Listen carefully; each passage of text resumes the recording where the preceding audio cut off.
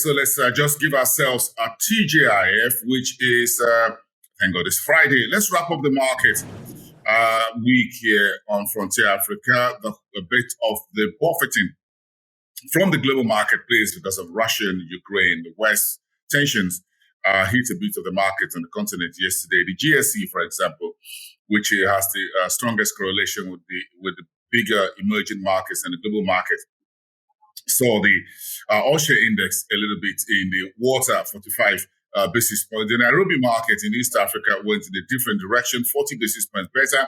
Egyptian market, again, also took 26 basis points down for its final trading day of the week. Thursday, that is the start of the weekend today. The market in Cairo resumes today. The BRVM went up very strongly, 1.4%. The Nigerian market finished a tad, 0.01%.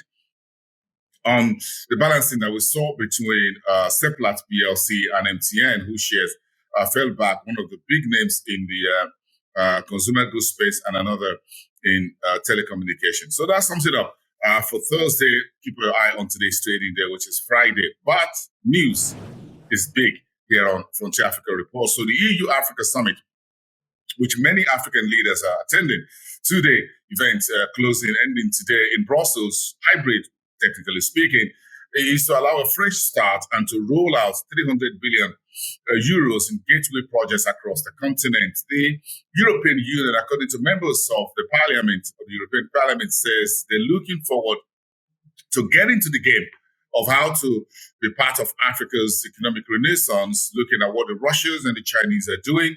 Europe does not want to be left behind. And that's the key message from the two-day event that started on Thursday. The Kenya Treasury now wants debt ceiling to be capped at about 55% of the country's GDP, just as Kenyans begin to prepare for another general elections later in the year. And the Capital Market Authority has dropped the name of SBM Bank from the fraudulent list of companies that are involved in the fraudulent sale of government bonds. That's coming from the Capital Market Authority. And Kabasidi Investment has named Conrad Nyukiri as the new company secretary. And France has given Tanzania as an agricultural bank about 80 million euros in loan. It's all part of what the Europe is doing to get a whole lot more warmer towards Africa. It's had a whole lot of big relationship with North Africa that's been extended well into sub-Saharan Africa. Let's go West Africa, by the way. Nigeria's petrol scarcity is yet to be resolved. We're trying to get our heads around that. Vehicles now still around major cities, Lagos, Abuja, and elsewhere. But the country's GDP numbers came yesterday from the Statistics Office, showing 3.98% growth in the fourth quarter, year on year, full year, as it were, was just 3.4%.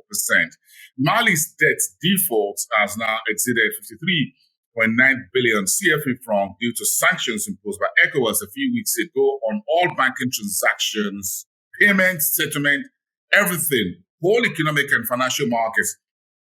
Isolation of the military junta in Mali. 2 days ago, Moody's Investor Service released a new report that says Mali's default on payments due to creditors is a credit negative for the West African economy, as well for banks within the WAIMO region, which is the West Africa Economic Monetary Union, which comprises of all the 8 French-speaking West African countries. And Axian Telecoms has issued its first bond, took $420 million. That will be maturing in 2027. UK's development finance institution, the CDC Group, has put about $30 million of its own into that $240 million.